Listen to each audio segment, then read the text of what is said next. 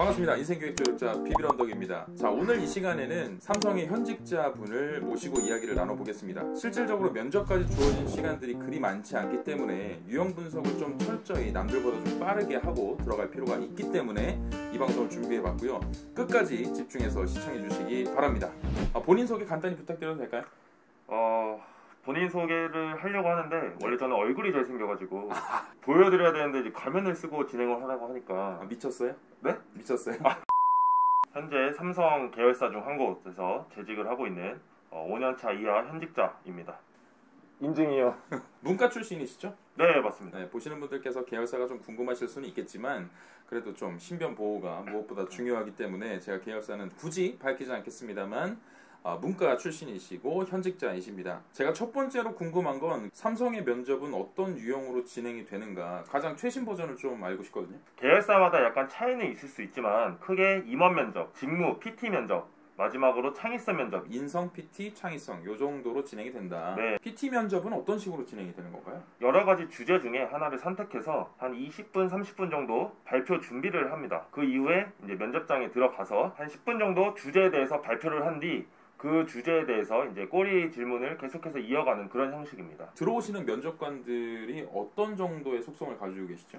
차장, 부장급 면접관들이 들어오시는 걸로 알고 있습니다. 지금 그 꼬리 물기 질문을 한다고 하셨는데 네. 본인께서 경험담을 이야기하신 것 같아요. 이제 압박이 들어온다는 뜻으로 좀 해석이 됩니다. 본인께서 어떻게 대처했는지 이런 팁을 좀 알려주셨으면 좋겠어요. 말씀하신 것처럼 압박 들어옵니다. 왜 그렇게 생각하냐? 그건 아닌 것 같은데 또 다른 의견은 없냐? 이런 식으로 계속해서 꼬리 질문이 들어옵니다. 지원자의 생각을 묻는 질문들이 많기 때문에 지원자분께서 자신있게 좀 답변하는 게 가장 중요하지 않나라고 생각을 합니다. 이게 진짜 맞느냐? 이런 이제 공격성 질문이 들어왔을 때 네. 본인께서는 뭐라고 답하셨나요? 맞다고 했어요. 그냥 제가 무조건. 좀 왜냐면- 우겼네요. 우겼죠. 네, 뻔뻔하게 좀 우겼습니다. 고집도 좀 있어가지고 제가. 네. 그랬을 때의 부정적인 피드백은 없었나요? 부정적인 피드백이라기보다는 정답을 알려주시더라고요. 제가 말한 게 정답이 아니었던 거죠. 그러면 본인께서 이게 면접이 망했다라는 생각도 좀 들었겠는데요, 그 순간에? 집에 가야 되나 잘 들어주세요. 일단 이게 정답이야, 넌 틀렸어, 이게 아니라 왜 그렇게 생각하는지에서 계속적으로 좀 들어주시고 지속적으로 또 이런 건 어떻게 생각하냐, 저런 건 어떻게 생각하냐, 이렇게 계속 그냥 대화 형식으로 좀 이어졌던 것 같습니다. 그러니까 사실 이제 면접자 분들께서 경험이 많지 않다 보니까 네. 면접관 분들을 굉장히 괴물처럼 생각하는 경향이 있어요. 필요 이상으로 긴장하시기도 하고. 그렇죠. 근데 어차피 뭐 사람과 사람 간의 대화 아니겠습니까? 맞습니다. 네, 이런 부분들을 좀 유연하게 대처하는 자세가 주요했던 것 같고, 네. 우겼다라고 얘기는 하시지만 실질적으로 뭐 진짜 이렇게 박박 우기는 수준이 아니고 네. 그래도 뭐 본인의 소신 정도를 밝히는 정도였겠죠. 그쵸. 예, 그래서 그런 거를 좀 예쁘게 봐주셨기 때문에 네. 이런 정답도 있었다, 이런 부분들을 덧붙여서 설명을 해주셨던 것 같습니다. 네. 자, 좋습니다. 다음으로 한번 넘어가 볼게요. 또 다른 면접 방식, 두 번째 면접 방식 어떤 게 있죠? 삼성의 경우 창의성 면접이라는 조금 이상한 좀 특이한 면접이 하나 있어요. 지문을 줍니다. 한 두세 개 정도. 상관성을 토대로 어떤 창의적인 아이디어를 내어봐라. 상품 혹은 사업 계획을 좀 생각해서 발표해봐라. 이런 형식입니다. 두 가지나 세 가지 서로 연관성을 가지고 있는 어느 정도 연관성이 있는 지문인가요? 한 세 개 중에 두 개는 연관성이 있는 것 같은데 하나는 전혀 연관성이 없는 것 같은 네, 그런 질문들도 나옵니다. 그래서 제가 미리 좀 부탁을 드렸죠. 전자 쪽에 최근에 나왔던 예를 가지고 오셨어요. 키덜트 산업이 어린이 장난감 시장보다 더 커지고 있는데 이를 어떻게 활용할지 혹은 어린이 장난감 시장을 살릴 방법 그런 부분에 대해서 좀 나왔었다. 네.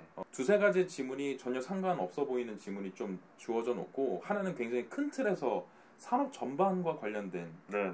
그런 지문 또는 이제 시사와 관련된 그런 지문, 그리고 하나는 굉장히 전문적인 분야, 이런 지문을 던져주고 이 세 가지를 엮어서 어떤 신상품을 내세우거나 새로운 서비스를 개발을 해봐라, 네. 기획을 해봐라, 이런 식으로 이제 나온다고 제가 알고 있습니다. 네, 맞습니다. 그래서 이런 부분들을 잘 준비를 하시는 방법이, 본인께서는 창의성 면접을 어떻게 좀 준비를 했기 때문에 좋은 점수를 얻었다고 생각을 하십니까?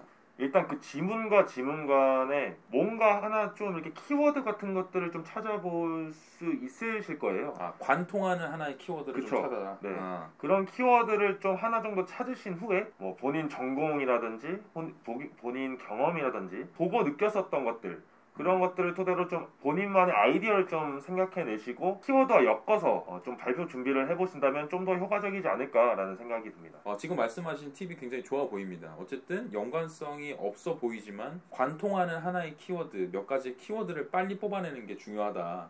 그래서 키워드를 중심으로 발췌를 하거나 인용할 부분들을 빨리 생각을 해보고 그 위에 얹어야 되는 게 실제로 이제 경험을 하면서 쌓으셨던 그런 내용들을 포함을 해서, 그러니까 어떤 플랫폼을 만들어내거나 신기획을 하거나 상품을 만들어내는데 어떤 아이디어로서 이렇게 제시를 해볼 수 있는 그러한 형태로 가시면 될 것 같다. 이 정도로 네. 정리하면 될 것 같습니다. 네.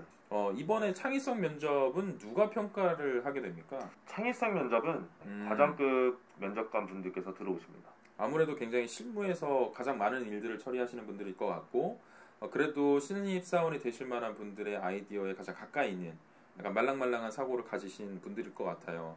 과장급 밟고, 이제 부장급 밟고, 임원 면접 가고, 이렇게 순서대로 가는 건가요? 그러진 않고요. 네. 임원 면접과 PT 면접, 창의성 면접이 동시에 진행되고 어떤 조는 임원 면접부터, 어떤 조는 PT 면접부터, 어떤 조는 창의성 면접부터 이렇게 다 순서대로 그냥 돌아가는 거기 때문에 저 같은 경우도 임원 면접부터 봤습니다. 아, 그러세요? 네. 임원 면접에서는 주로 어떤 질문을 합니까?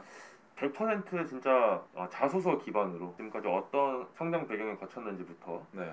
대학 생활에 뭐 했고, 뭐 삼성 그 자소서에 존경하는 인물을 적게 되어 있어요. 맞아요. 존경하는 이유에 대해서 좀 물어보더라고요. 이런 부분들을 좀 이렇게 임원분들이 좋아하시죠. 네. 그러니까 좀 이것까지 들어올려나 했던 질문들, 그런 항목들 또 임원분들께서 많이도 물어보시더라고요. 그래서 누구 쓰셨어요? 존경하는 인물. 저는 유재석. 크게 안티가 없어요. 사람들에게 좀 인정도 많이 받고, 좀 사람 자체가 그래도 이제 주변 사람들 좀 잘 돌보는 그런 성격으로 이제 알려져 있기 때문에 저 또한 좀 그런 주변 사람들도 좀 잘 챙기고 해야겠다라는 그런 다짐이 있어서. 저는 사실 이제 오늘 나와주신 저 현직자님께서 어떤 직무에서 지금 일을 하고 계시는지 알기 때문에 지금 이 얘기를 저는 오늘 처음 듣는데, 사실 그런 부분이 중요한 거죠. 네. 어떤 인물을 정했을 때 왜 이 인물을 선택했는지 본인의 어떤 직무와 굉장히 연결시키는 그런 연결고리가 굉장히 중요한데, 특히나 지금 말씀하셨던 어떤 배려하는 부분, 이런 부분들을 잘 짚어내신 것 같고, 여러분께도 당부를 드리지만 어떤 존경하는 인물을 여쭤볼 때는 그 안에 이제 반드시 어떠한 큰 포인트가 본인의 직무와 굉장히 맞닿아 있게 구체적인 예를 들어서, 구체적인 이유를 들어서 설명을 해주시면 좋을 것 같아요. 근데 자칫 제 생각에는 유재석 씨를 선택한 게 굉장히 위험한 포인트가 됐을 수도 있을 것 같습니다. 너무 유명하니까. 네, 모두가 다 아는 사람이니까 좀 자칫 그냥 시시해 보일 수 있거든요. 네. 그런 이유들이. 그럼에도 불구하고 직무와 잘 연결을 해주셨던 것 같고, 다른 분들께서는 어떤 질문 받으셨대요? 최근에 이제 좀 취업이 좀 어려운데, 네. 공백기. 그렇죠. 이게 피해갈 수 없는 뭐 문제긴 있냐. 합니다. 네. 그 다음에 진짜 이런 것도 물어봐요. 뭐 친구들 사이에서 네. 의사결정을 하는 편이냐, 아니면 그냥 따라가는 편이냐, 질문이 들어왔던 걸로 알고 있습니다. 그러면 이제 공백기 같은 경우는 뭐 자주 질문 나오는 부분이기도 하고, 제가 나눠드린 그 면접 질문 중에도 이런 내용들이 포함이 되어 있습니다만, 잠깐 소개를 해드리자면, 공백기에는 뭘 했다라고 이야기를 하실 때 제가 이제 하면 안 된다고 생각하는 게, 그냥 집에서 정적으로 아무것도 하지 않았다, 이런 답변만 좀 피하게.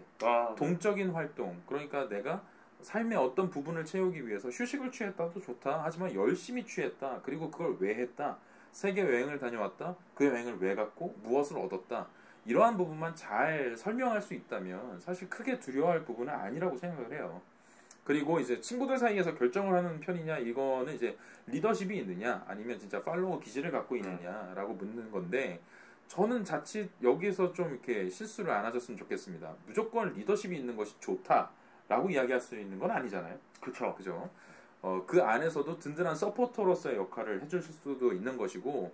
한 가지 팁을 드리면, 모이신 보람이 이런 이야기를 좀 듣고 싶었어요. 명확하게 그림을 그려주셔야 돼요.